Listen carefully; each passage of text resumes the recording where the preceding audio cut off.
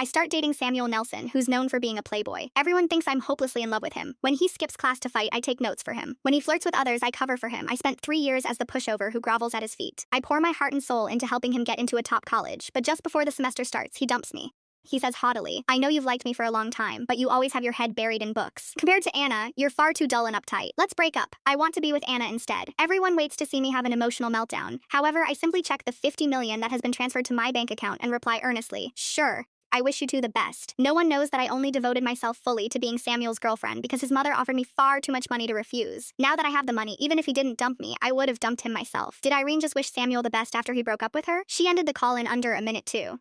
It's like she couldn't care less about it. Do you think she's so heartbroken that she's gone off the deep end? I don't think so. She was too calm about it. It felt more like she's been looking forward to getting dumped. Once those words fell, someone cast a cautious glance at Samuel Nelson. He had his arm around his new girlfriend, Anna Harding, but he was scowling in displeasure.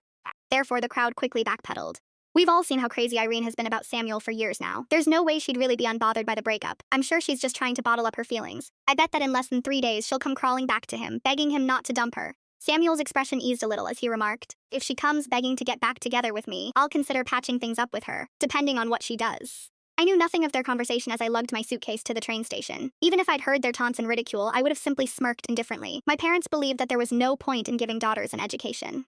It was far better to have them married off as quickly as possible, in exchange for some kind of benefit for the family. They tried to stop me from attending high school. My drunken father had beaten me to within an inch of my life. It was then that Samuel's mother, Mrs. Nelson, approached me and made me an offer. If I could help Samuel get into a top college, she would not only cover all the expenses for my high school education, but also give me $50 million. Had it not been for that, I would never have latched myself onto Samuel, who was famous for being the hottest guy in school, but also the one who should never be crossed. I wouldn't have let myself be at his beck and call, like the most loyal pushover. For 3 whole years, I did everything I could to turn the arrogant and defiant slacker into a high-achieving student who managed to earn a spot at a top college. Now that my mission was complete, I could finally leave with the money. I was nothing if not thrilled. Why would I be upset that Samuel had found himself a new girlfriend? From the start, my only goal was to claw my way out of hell and carve out a place for myself in this world where I could be free. Love was never part of my consideration. When the college semester began, I didn't show up at the college I'd been accepted to. I knew my parents would never leave me alone. After all, graduating from a renowned college only made me a more marketable daughter to marry off to the highest bidder. Since I wanted to leave, I had to make a complete departure. During the 3 months of summer vacation, I got my foreign language certification and achieved intermediate proficiency in the Farvian language. I was able to successfully enroll in a college abroad.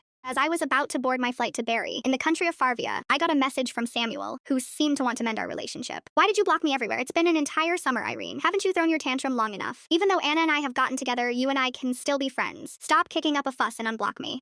Every word dripped with his usual haughtiness. He seemed certain that I'd do what I'd done the last 3 years, that regardless of the ways he would willfully trample on my feelings,